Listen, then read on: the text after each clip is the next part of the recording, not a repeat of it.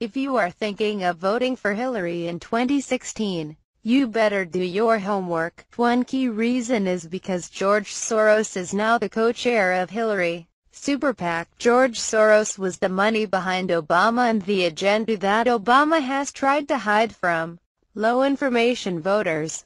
Soros is now the money behind Hillary. His ultimate world goal is to collapse America. He has collapsed several smaller countries and is considered an economic terrorist in those countries with orders to be arrested on sight. Soros, Obama, and Hillary have the same vision of the world, all following the tactics of Saul Alinsky. Hillary even did her college thesis on Saul Alinsky. Even if you hate Republicans so much that you would never vote for one, you must consider either doing it or not voting at all if you were to save America from collapse. No matter what Hillary will tell you, she is only telling you what you want to hear. Her lies will be like Obama's. They lie because they know the American people would never follow willingly what they have intended to do to America.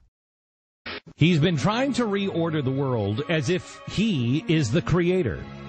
But that's perhaps because he thinks he is. Soros himself admits that from the time he was very young, he had megalomaniacal ideas. He said he had messianic fantasies. He said he even thought of himself as a kind of god. In The Alchemy of Finance, quote, I fancied myself as some kind of god.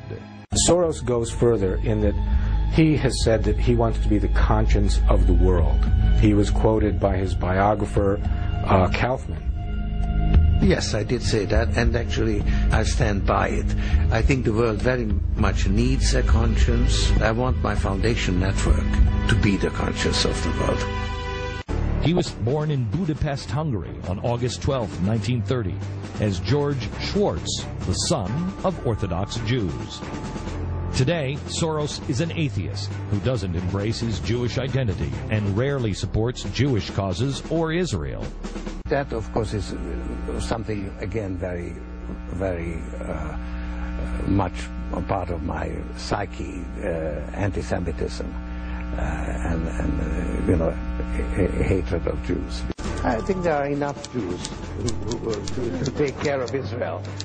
It was actually probably the happiest year of my life, that year of German occupation. For me, it was a very positive experience. It's a strange thing, because you see incredible suffering around you. It's a very happy-making, exhilarating experience. George attended the Fabian Socialist London School of Economics. He moved to New York in 1956, became a U.S. citizen in 61. And at the age of 39, he started what would become the Quantum Fund, which he would use to attack currencies all across the globe. He later would be blamed for the financial collapses in Thailand, Malaysia, Indonesia, Japan, and Russia. And who could forget that he was the man who broke the Bank of England in 1992?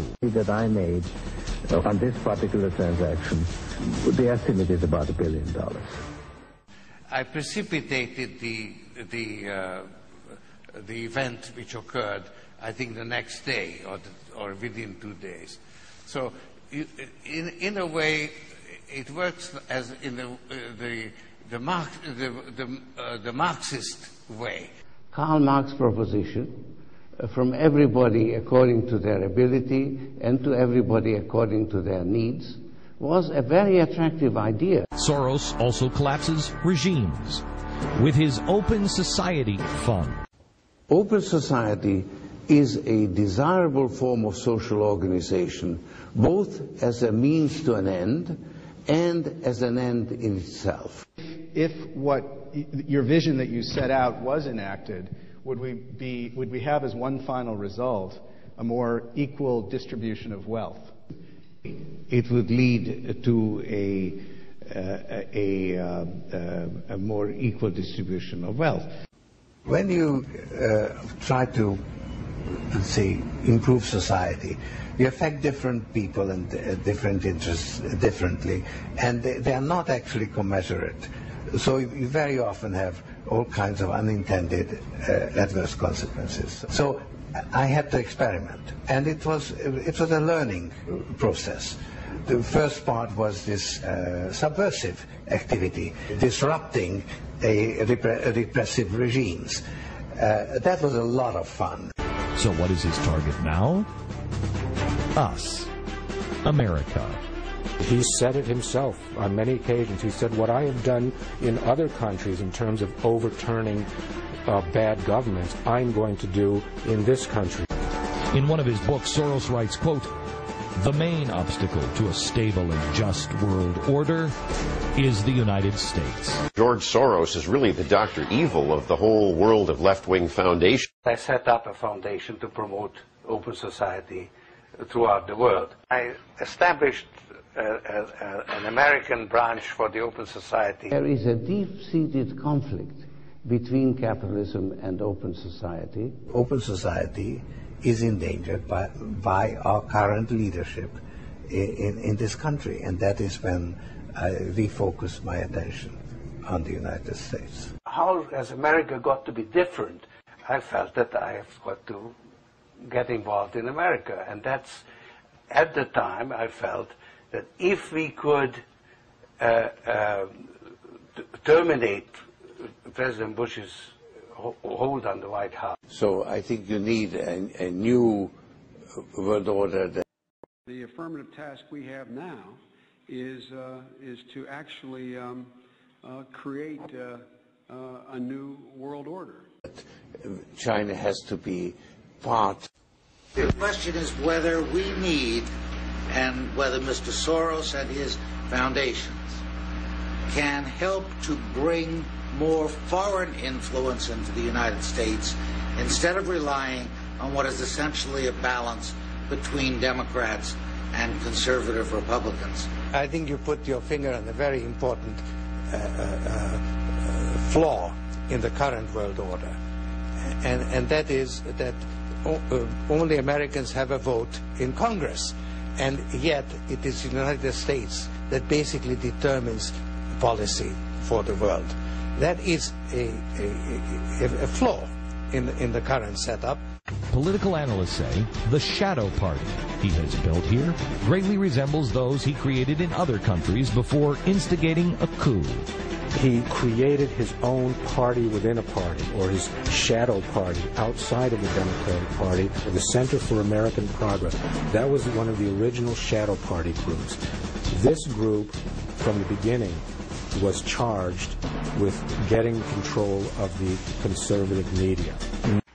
We're now moving to the second issue of the Shadow Convention, the persistence of poverty in the middle of our prosperity.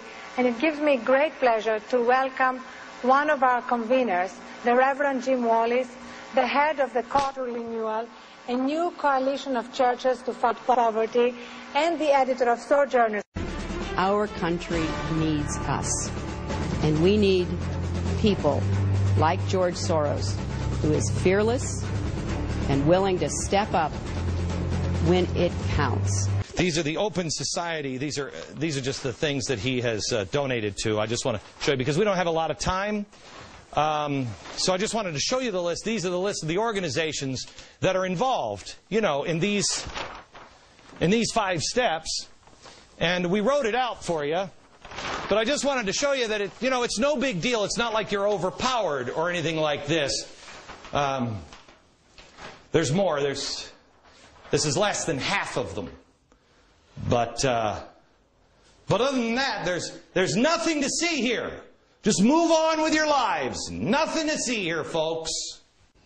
In the things that I am engaged in, I'm actually willing to put my life at risk, and I think it makes me feel much more complete. The system we have now has actually broken down, only we haven't quite recognized it. And so you need to create a new one.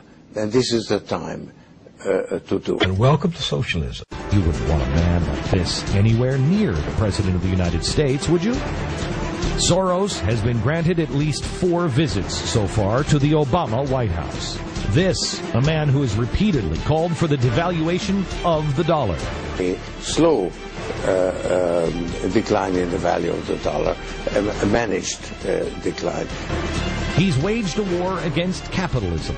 Capitalism is not directly opposed to open society. Nevertheless, it poses some serious threats. This is a man who wants the world to be one global society without borders or individual governments. One global society and one global gatekeeper.